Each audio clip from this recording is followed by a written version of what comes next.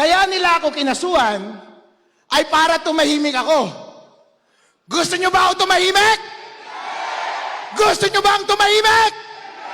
Tatahimik ba tayo? Gusto ba natin ng impeachment?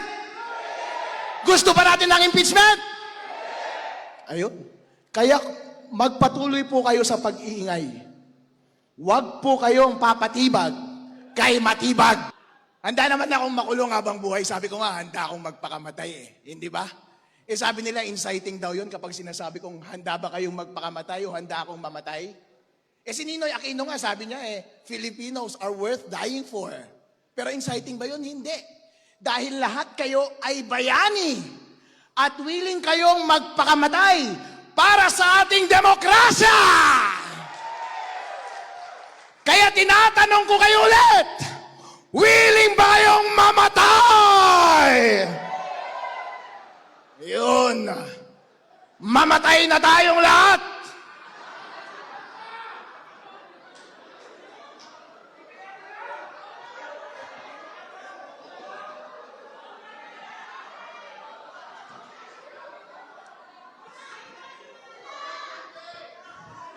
Sinong uunahin natin? Alright. Krimen yan. Kayo ang dapat kasuhan, hindi ako.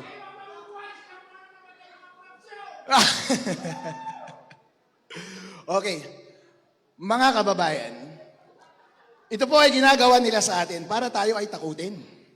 Pero karapatan po natin magsalita, hindi po? Hanggat hindi naman iligal ang ating ginagawa. Isa po akong abogado, alam ko ang sinasabi ko. Alam ko ang elements of inciting to sedition.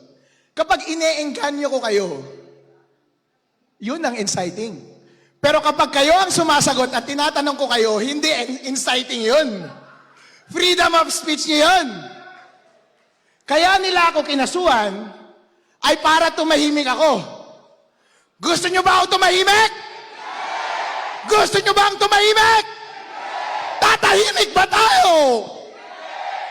Hindi po tayo tatahimik. Kayo po ang tunay na bayani ng ating lipunan ngayon. Dahil kayo po ay nag-ingay, meron po tayong nagawa. Meron tayong upper hand ngayon sa Senate. Yehey! Imagine po ninyo, hindi kayo nagsalita.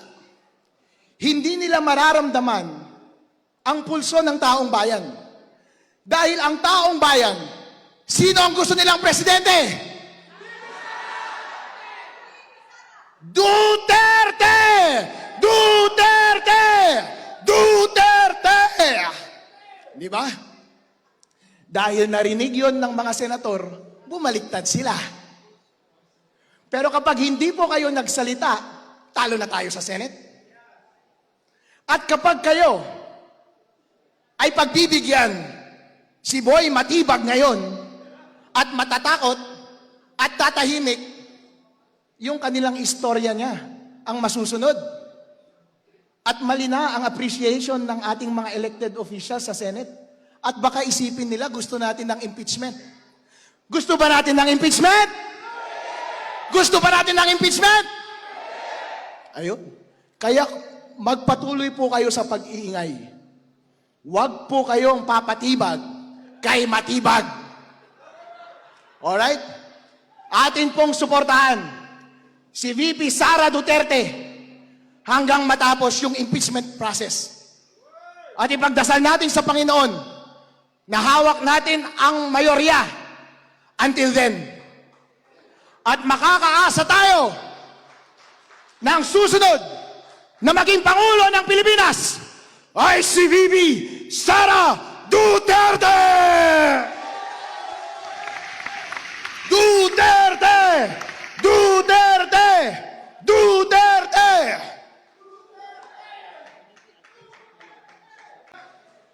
Kaya nila ako kinasuhan ay para tumahimik ako. Gusto nyo ba ako tumahimik? Gusto nyo ba ang tumahimik? Tatahimik ba tayo? Gusto ba natin ng impeachment? Gusto ba natin ng impeachment? Ayun. Kaya magpatuloy po kayo sa pag-iingay. Huwag po kayong papatibag kay matibag. Handa naman akong makulong habang buhay. Sabi ko nga, handa akong magpakamatay eh. Hindi ba? Eh sabi nila, inciting daw yun kapag sinasabi kong handa ba kayong magpakamatay o handa akong mamatay? Eh si Ninoy Aquino nga, sabi niya Filipinos are worth dying for. Pero inciting ba yun? Hindi. Dahil lahat kayo ay bayani at willing kayong magpakamatay para sa ating demokrasya! Kaya tinatanong ko kayo ulit, willing ba kayong mamatay? Yun. Mamatay na tayong lahat.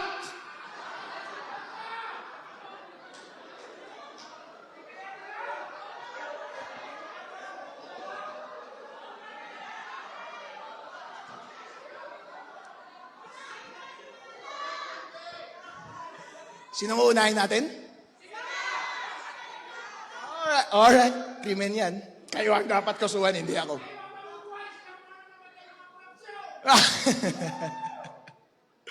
Okay. Mga kababayan, ito po ay ginagawa nila sa atin para tayo ay takutin. Pero karapatan po natin magsalita, hindi po?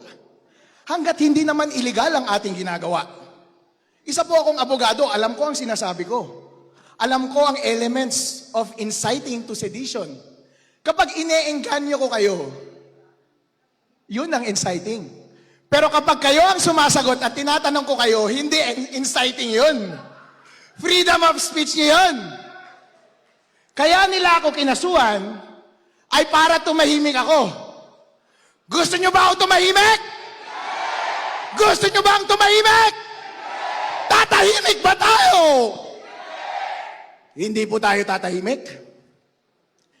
Kayo po ang tunay na bayani ng ating lipunan ngayon. Dahil kayo po ay nag-ingay, meron po tayong nagawa. Meron tayong upper hand ngayon sa Senate. Yay! Imagine po ninyo, hindi kayo nagsalita. Hindi nila mararamdaman ang pulso ng taong bayan. Dahil ang taong bayan, sino ang gusto nilang presidente? Duterte! Duterte! Duterte! Di ba? Dahil narinig yon ng mga senator, bumaliktad sila. Pero kapag hindi po kayo nagsalita, talo na tayo sa Senate. At kapag kayo ay pagbibigyan, si Boy matibag ngayon at matatakot at tatahimik, yung kanilang istorya niya ang masusunod.